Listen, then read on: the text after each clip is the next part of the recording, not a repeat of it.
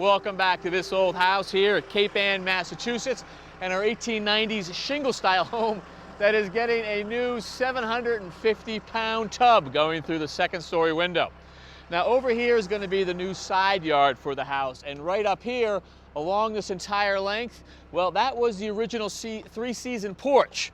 But you can see all of the glass, the windows and doors that have been put in, and it's been closed in. And that's because now it's going to be both a dining room and a breakfast nook. Now, right here, hey guys, there used to be a garage. That came down. We've got the new front porch, and Mark McCullough's guys had to rebuild this wall right here. He found some granite on the job site, used that. It's a perfect match, looks terrific. Although, next to this beauty right here, it looks pretty regular. Look at this beautiful staircase. So we've got the big sweeping sides in granite, and then we have got the steps, both the treads and the riser in the big thick bluestone. And what a way to enter this house. Now, a lot of new windows on this house, but there are two places where we have the originals. One is in the staircase and the other is right here. Hey, Catherine. Hi. So this is the front corner entryway. Yep. How would you describe these windows? I would describe them as functional leaded glass windows. Functional because at one point casements that swung out, correct? Swung out, yeah, they were functional that way, but they also keep out the snow and the wind and the rain.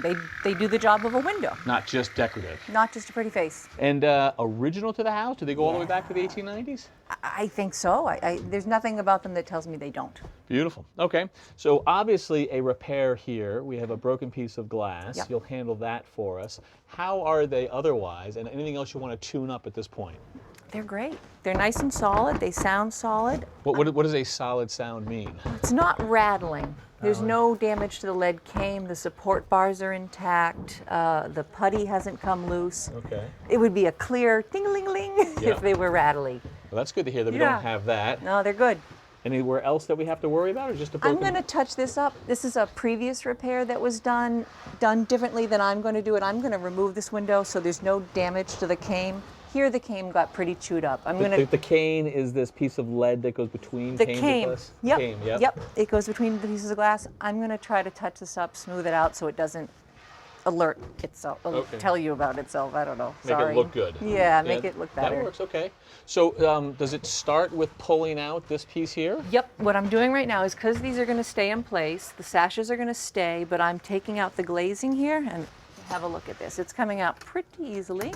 Old and dry, that's what that tells me. Old and crunchy, yeah. But it was doing the job, and I'm going to just continue to do this, then I'll remove the window and you'll see how I fix it. Can I just say that you folks who repair windows have the coolest tools? We do. Things like this. The Don Carlos knife, yeah. What's it called? A Don Carlos. Beautiful. Yeah, they're great, and you use them all the time. Have at it. I won't get in your way. Thank you so much.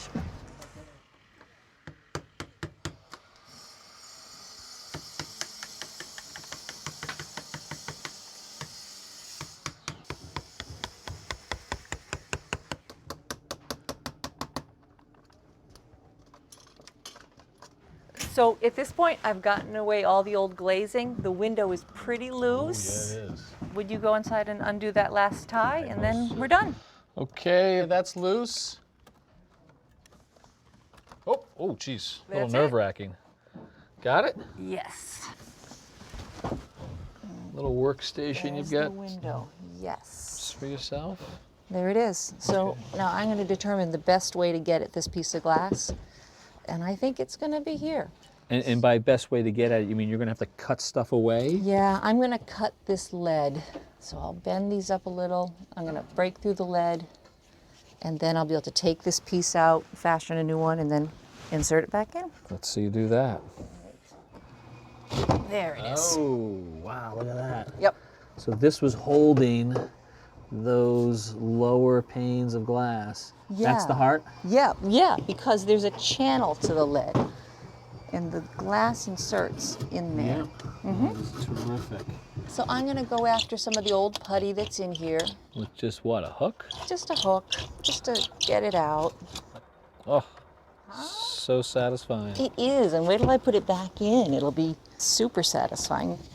Now that I've got this out, Kevin, it's my template. Now it's time to cut the glass. And I like to use this type of glass cutter. It's called a pistol grip. It aids with fatigue. If you're cutting glass all day, it's really nice to have. The little nozzle at the end there, so you got some oil in there? Yep, there's oil inside. It's self-feeding. Two distinctive and satisfying sounds. Yes. This piece fit very, very well, so I know it's going to work. I know I can soon join these two pieces of window together. I'm just going to clean up these ends so it'll accept the solder. And I see a real delicate touch too with that thing. Have to be. All right, so Kevin, my task now is to push these together. Oh yes, that'll do. Now I just need to solder it. Nice. All right, actually that's really good. And now, Kevin, just a little bit of chemical patina so the repair isn't very conspicuous. Sort of instant aging. Yeah, yep. And there you go. Okay, about to put the window back in, but real quick, just a little linseed oil just to nourish the wood.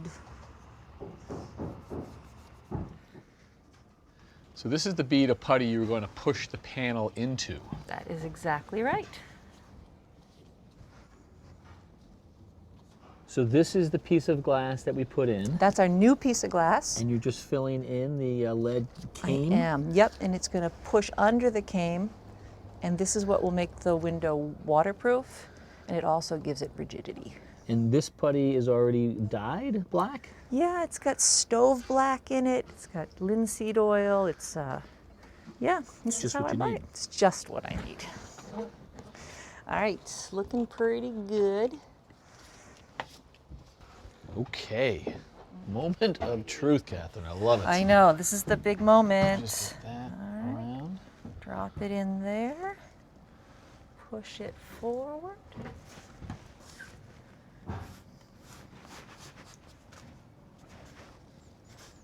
Catherine, you are awesome. Thank you so much. That was fascinating to watch. I'm glad you liked it. All right, appreciate Thanks. it.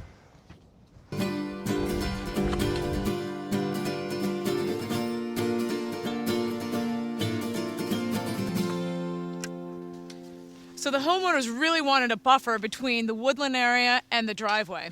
Hey, Fred, Morning, Jen. looking good. Thank you. So we have this 20-foot swath that travels all the way down the driveway, ending with a retaining wall at the bottom. And what we wanted to do is fill the whole area up with plantings. And these plantings are going to be blooming throughout different times of year. We have 3 different types of viburnums. This is a Shasta viburnum. It's going to be nice, and it'll get about 6 to 8 feet tall and wide. So it's going to fill up this entire space. It's going to bloom white in around May, and then it'll have berries for the birds in the late fall. And as it transitions down to this other viburnum, which is called a Judi viburnum, and again, flowers white in the spring, different kind of berries. It's going to get about 4 to 5 feet tall and wide. Then we transition to endless summer hydrangeas, summer bloomer. The homeowner really wanted to have the round mop head type flowers, like the ball shaped flowers. This one's going to be about 4 feet tall, 4 feet wide. Over here, I like to repeat the plants so it has some flow to it and it connects both sides. These are rosebud azaleas. They're more of a dwarf, semi-evergreen azalea. They're going to bloom pink. The homeowner really loved the idea of having swaths of pink in the yard. And they're going to be a spring bloomer and hopefully all grow together as a mound so it looks like one piece. Okay, so over here we have a third viburnum. This is called a viburnum opulus, and it's going to get about 3 feet tall. It has a really nice rounded flower head. It's kind of similar to what the blue hydrangea, the end of the summer, is going to look like. And it's only going to get 3 feet tall, 3 feet wide, fill in this whole area, bloom white in the spring. So this is going to be a show of color in the spring, pinks and whites primarily. And then continuing down here, here we get to the retaining wall. So the homeowners are thinking about doing a stone veneer to cover this area. Another consideration was putting in plants at the front edge of the wall, but that would take a good 3-4 years for those plants to get established to grow over the wall. So I think a stone veneer might be the best option, but we'll see. Okay, in this middle section, it's primarily evergreen. Starting in this front row, we have a broadleaf evergreen. It's a low-growing rhododendron. It's called Rhododendron chinoides, and it's going to flower white in the early spring. And then, so that's a broadleaf evergreen. Transitioning up to This is an Andromeda. It has this beautiful flower in the springtime, in I would say late April, early May. But then the flower heads stay on and have this beautiful red color, so it really adds character and interest to the area. It's a broadleaf evergreen, so these two plants are gonna keep their leaves all season long. The back is going to have, we have 5 fern spray cypress. These will get about 25 feet tall and just really create this beautiful bright green backdrop for all these beautiful plantings. So none of these are gonna lose their leaves, and I'm gonna go help Fred get started planting this tree over here.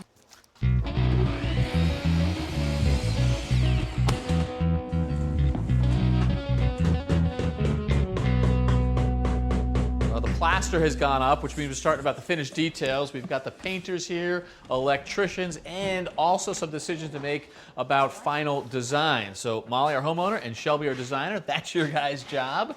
Yes. What's the approach? What are you going for? Yeah, so Molly has a classic base, and we're trying to make it a little more modern. All right. Pull me More out fun. a little bit. All right, clean it up a little bit, make it a little less fussy. Exactly. Gotcha. Now that we have a family, it needs to be less fussy. Okay. So foyer, first place to start. Exactly. Big so space. it really sets the tone for the entire house. Yeah. So we want something that's a little bold, a little fun, which would be either one of these options could kind of fit the bill for that. Wallpaper we're talking. Wallpaper we're talking. Are you leaning towards one over the other? Yes, so I definitely am leaning towards this one right here. I like the depth, I like the colors, and I like the texture that you could see and feel in this sample. Okay, good. And this one might be a little too zebra-esque for Molly. I was going to say that. So we've got a fireplace here, original, a new firebox, however, and obviously a new surround going in. Shelby, you were kind enough to give us 2 options to think about. Describe them to us. Yes, so on the right-hand side is a little more of a traditional take on a mantle. We have pilasters that are anchoring either side with a nice mantle detail overhanging the top. Gotcha. And then on the left-hand side, On you the mixed it up. left-hand side, so it's a little more of a modern take on a traditional mantle. So we've got kind of a traditional top, and then we kind of step down into more of a modern. Molly, as you look at the 2, preference? I definitely have a preference, however, it's a combination of the 2. Of course. Of course it is, never easy, is it? So I definitely like the square. Over the pilaster. Yeah, over the pilaster. I'm not a big pilaster fan. Yep. But I definitely like the top over here. Right. The mantle, yeah. So this is where I really look to Shelby, because sometimes I'm like, am I being too square? You know, do I Yeah. need to bring in? But you guys can do this, right? I mean, you can mix and match and help us get through that. Exactly, so we'll show her some options on how we could blend the 2 Yeah. and then see what works best. Perfect. Thank you. Okay, let's go to the dining room. This dining room is going to be awesome. Used to be a 3-season porch with screens and sliders here, that beautiful green carpet. Gone. Walls of windows now. Love them. Tons of light, the arches. We love this phenomenal. room. We love the light. We love everything about it. Cool. So what do we have to decide on in here? So we've already selected this wallpaper here, which is a beautiful grass cloth. Nice. So that lends itself to a coastal home without being too nautical. More so wallpaper. That's exactly.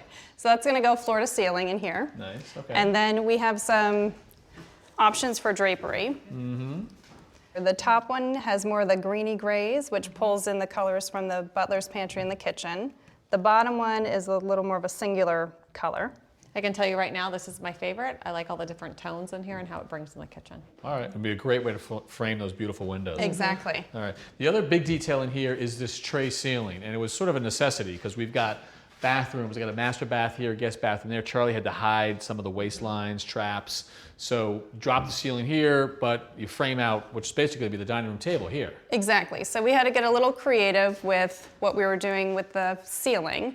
So right now we have a nice focal point in the center. So we're going to do a Venetian plaster. Oh, so just in the recess here. Just in the recess. So that'll make it a bit more special. So we don't see Venetian plaster a lot. Walk us through, what exactly it is. Right. So the product is imported directly from Italy, and they mix the color into the product. And they trowel it on, and you have these beautiful trowel marks that create some nice depth. They leave these behind by design. Yes, and Yeah. it provides a nice, beautiful sheen. It's And you've pretty got hard. 4 samples here in terms of colors. We do, and We here's our do. drapery fabric. Okay. So the blue, very nice little sky blue, maybe a little too sky-like. A little too Vegas. Vegas, there you Yeah. go. This is kind of a pinkish. So this is introducing a new color.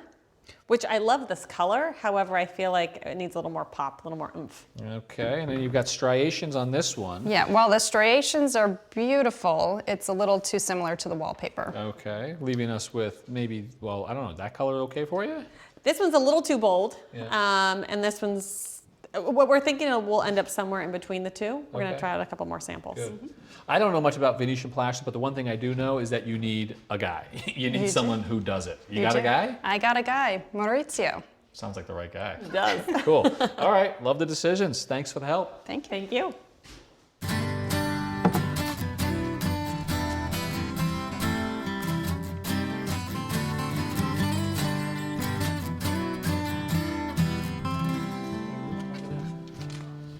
Most of the trim work in the house is installed, and a lot of it is new.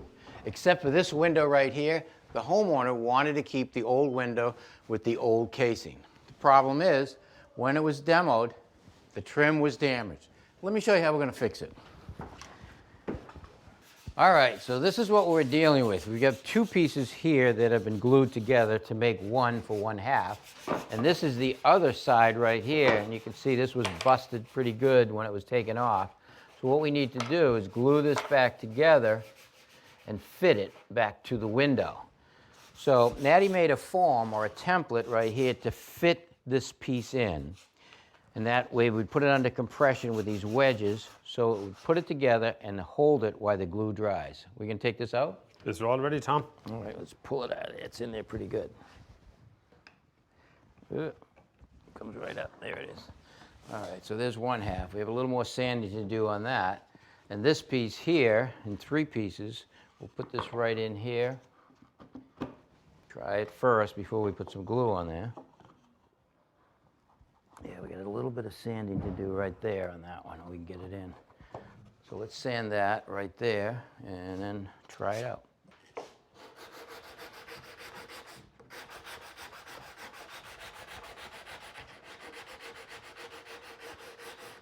All right, let's see if that's enough off of that. Yeah, that fits good. We'll try that third piece. Yeah, that should be good. Let's take it out and we get some glue on it. All right, we're ready, right? Yes, sir. In there.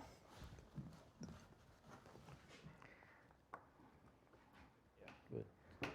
Get a couple of wedges on this. Okay, while that head casing is drying, we're ready to install the two side casings. We couldn't salvage those because they were really broken when they demoed the window. But we were able to salvage some of the old trim from downstairs that matches the profile. So on this side, the casing is going to be perfect, all right? We just got to cut the height, nail it in place. But on this side, you can see the casing fits, but if you look, it's way too wide. So we have to cut this side of the casing to follow the contour of the wall also, so we're going to scribe it in place. I'm going to put a reference mark here on the windowsill and another one right here on the edge of the window stop, and I'll take it away. Okay, so now what I'm going to do is I'm going to check the dimension from this line that I marked on the stool right here to the edge of the window frame. Hold my scribes against that. Open them up a little. Hold my scribes against it and bring the scribe to the pencil mark right there. So now I take my scribes up here, hold it against the jamb of the window, and see if my line lines up. If I look close, it doesn't. It's off just a little bit. So I'm going to make my scribes a little bit wider so it lines up with this mark at the top, right there. And now I'm going to take that mark and transfer it down here. All right, with my two marks, one on the stool and then one up top, I put the side of the casing on each mark. My scribe is set to that dimension. So now I just take my scribes without moving them, put them tight against the wall on this side, bring them in, and put a mark following the wall. Maddie's going to take the casing over to the table saw, cut it on an angle to the widest point of the casing, bring it back to me, and I'll fine tune it with my block plane. All right, let's see how that fits. Got the bevel on there, good. Nice, you left a little bit of the line on there. Now it fits pretty good there. That's good. It's away just a little bit there, so I'm going to fine tune this edge right here with my block plane so we can get it tight against the wall.